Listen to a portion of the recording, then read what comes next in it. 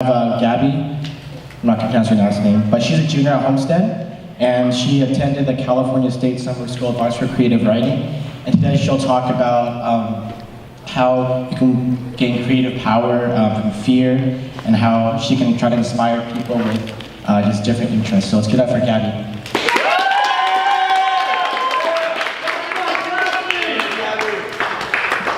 Thank you. Okay. So I have two great fears in life, and one of them is sharing my writing, and the other one would be public speaking. Now currently I'm doing the latter, but in February of 2015, I shared 6 of my most personal pieces that I've ever wrote, and submitted them as applications to the California State Summer School of the Arts, also known as CISA for those of us who can't be bothered with long names. And in these 6 pieces of poetry and plays and short stories, I poured out more than I've ever poured out in any of my other pieces of writing.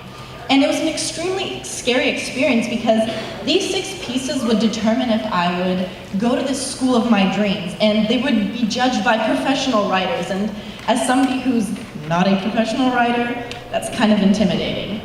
I had this idea that a writing should be shared only between the writer and their voice.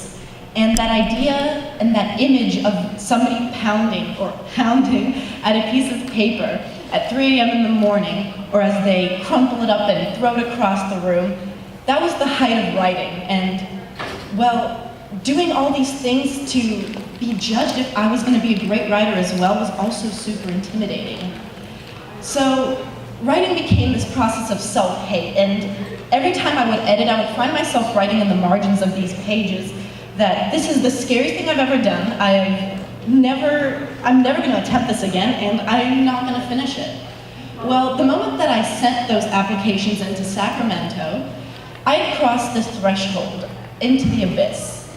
I had left this place of warmth and comfort and security, and I had entered this cold and sharp reality, which isn't beautiful until you make it to be.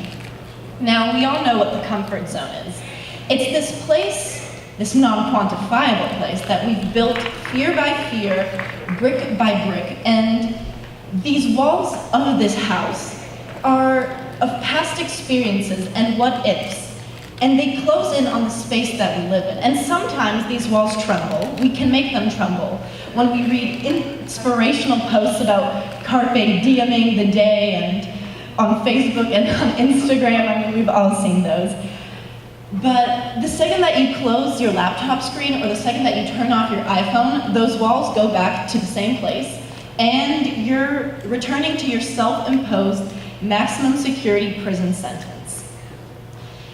Now, at CISA the first day, I was told by this teacher and playwright who's incredibly amazing and inspiring, named Zay Ansbury, that we have to leave our comfort zone, leave what's comfortable. We have to leave the house and enter the streets. Now he was saying this to a room of 80 creative writers who had never before left their house and who had never before moved to a college campus for a month in order to pursue their dream of writing so vigorously. And so it was as if he didn't acknowledge the experience of having to apply to this program, and he didn't acknowledge this experience of having to travel across the country for some and travel across the world for others. And he didn't acknowledge the experience that we had to integrate ourselves into this society for a month. And, well, that was also very terrifying. But the chaos that ensued afterwards, after he issued this challenge, which we had no rules attached to. We didn't have to write about it, we didn't have to talk about it. It was just for ourselves and for our own experience. The chaos that ensued afterwards can only be described as one of the most beautiful things a teenager can experience.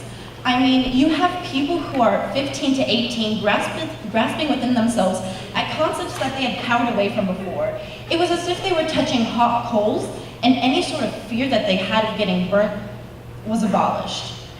And we were pursuing this all at such a quick, fast pace, all in the name of self-discovery and exploration. And I think there were so many great experiences of what people were doing these concepts. They were questioning concepts and foundations that they had built themselves upon. And the closest thing that I can relate to, and I explain it to other people, is agenda structure. You have this platform, this structure that you've built, and we were basically pulling on that bottom wooden brick, and we can feel the structure shaking, and it's incredibly terrifying because we know that if we pull it out and it falls, we lose. But we know that if we do succeed in pulling it out successfully and placing it on top, that we have created the next level, that we have reached this new potential, and we can build even higher. So students went about pursuing this challenge in a variety of ways.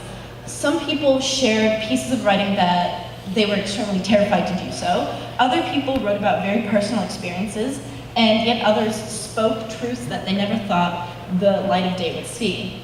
But there was one kid who particularly took this challenge in a completely different way.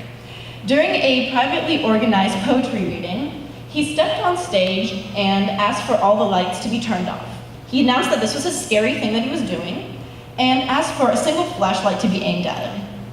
And so, as he began to read, he took off his wristwatch, he began taking off his jacket, and by the time he got to the end, he was standing in his boxers in front of the whole 80-person crew of creative writers and his mentors.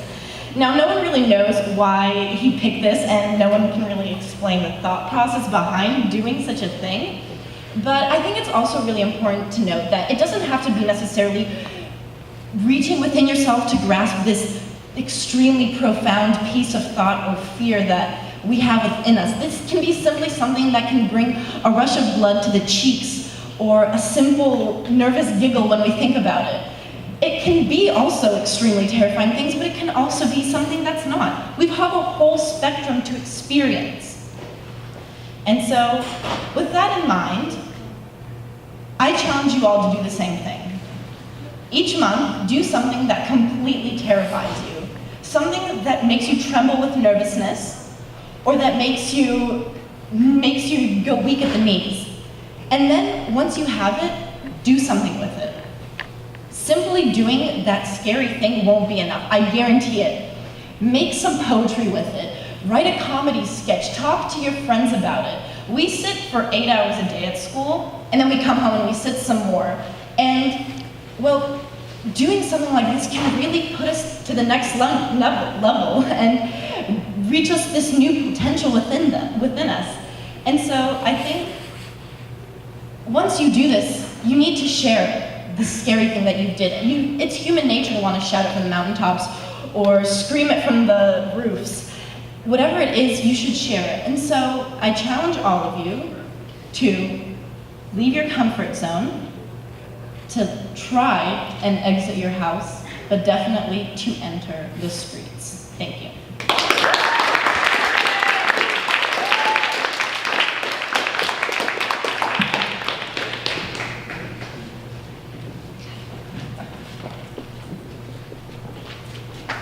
All right, thank you, Gabby. So next, we're gonna watch another video by Dawn.